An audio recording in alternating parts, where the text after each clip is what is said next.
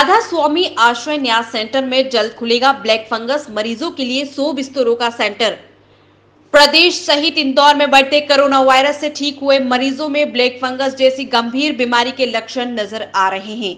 साथ ही प्रदेश सरकार ने इस बीमारी को महामारी घोषित किया है, जिसकी गंभीरता को देखते हुए मुख्यमंत्री शिवराज सिंह चौहान के निर्देश पर इंदौर के राधा स्वामी न्यास कोविड-19 केयर सेंटर में जल्द शुरू होगा 100 बेड का पोस्ट कोविड-19। इस सेंटर की खास बात यह रहेगी कि कोरोना से ठीक हुए मरीजों का निःशुल्क परीक्षण किया जाएगा।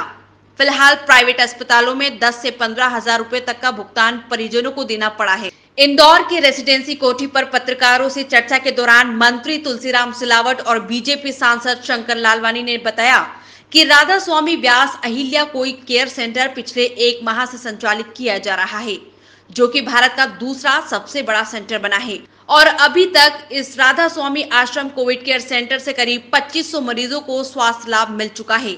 हालांकि मंत्री तुलसी सिलावट ने बताया कि प्रदेश में कोरोना से ठीक हुए मरीजों में ब्लैक फंगस जैसी बीमारी के विलक्षण सामने आ रहे हैं। इसमें मरीज को खून के थक्के आंखों के नीचे जम रहे हैं।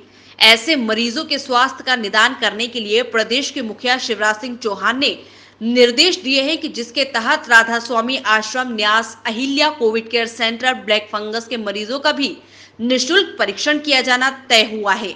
इसी कड़ी में राधा स्वामी पोस्ट कोविड केयर सेंटर में 100 बेड का अलग से सेंटर बनाने के निर्देश मिले हैं।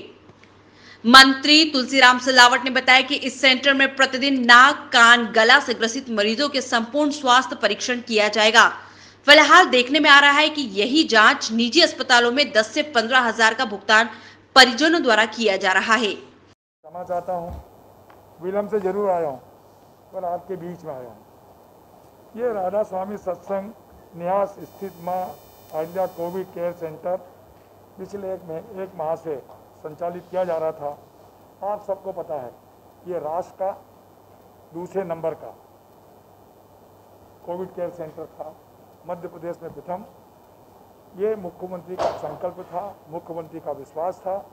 इस दिशा में मात्र 6 दिन में 600 बेड का बना और अगले 600 बेड मात्र 3 दिन में। और ये सब के सब इंदौर की जो एक तासीर है, इंदौर जो भी काम करती है, अद्भुत करती है। उनके जन सहयोग से एक एक व्यक्ति जो इसमें कुछ कर सकता था, सब उनके सहयोग से समाज सेवी, उद्योगपति, समाज के वरिष्ठ लोगों ने इसमें सहयोग दिया। आप सबको याद है कि ये 1 माह संचालित किया, अभी तक लगभग 2500 मरीज ठीक होकर राधा स्वामी सत्संग में स्वस्थ होकर गए हैं। और आपको मालूम है कि कोविड से ठीक हुए मरीजों में नई चुनौती, नया चिंता का विषय जो आपको और देखने में आ रहा है, जिसे ब्लैक फंगस कहते हैं। खून का थक्का जम जाना एवं अन्य प्रकार की मेडिकल परेशानियां निकलकर सामने आ रही है।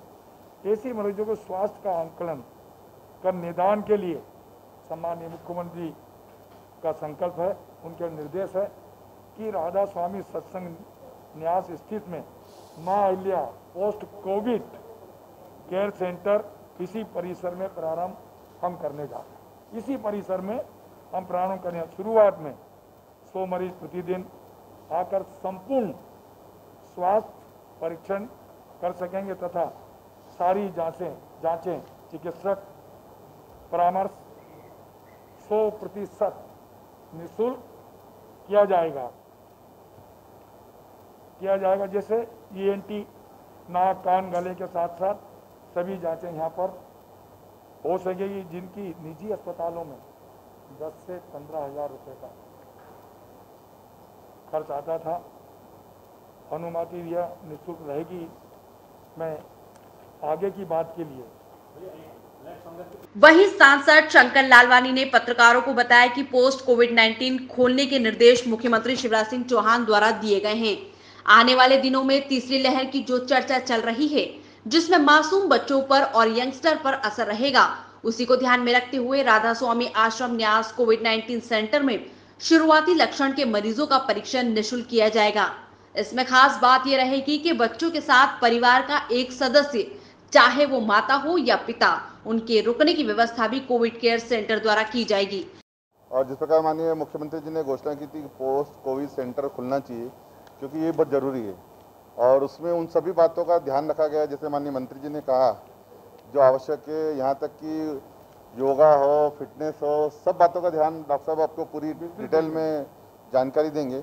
इसके साथ साथ एक चीज़ और, जो आने वाले दिनों में हमको ऐसा लग रहा है कि जो खास करके बच्चों में या कि ऐसा लग रहा है कि जो तीसरी लहर का असर बच्चों में रहेगा, हमारे यंगस्टर में रहेगा, उसके लिए भी वहाँ पर कोविड सेंटर में एक व्यवस्था अलग से की है बच्चों के लिए। ये वो कि आने वाले दिनों में अगर कोई लक्षण आते हैं और ख़ास करके उन परिवारों में जो बस्ती में रहने की समस्या है, तो उनके लिए भी 100 बेड का अभी अलग से बच्चों का अगर कोई ऐसे सिम्टम मिलते हैं तो उनको रखने की व्यवस्था रहेगी। उसमें हमने विशेष बात ये ध्यान में रखी है कि उन बच्चों के साथ उनके परिवार का एक सदस्य, माता हो, पिता हो या जो भी हो, वो भी वहाँ उनके साथ रह सकता है, उसकी भी व्यवस्था वहाँ की है।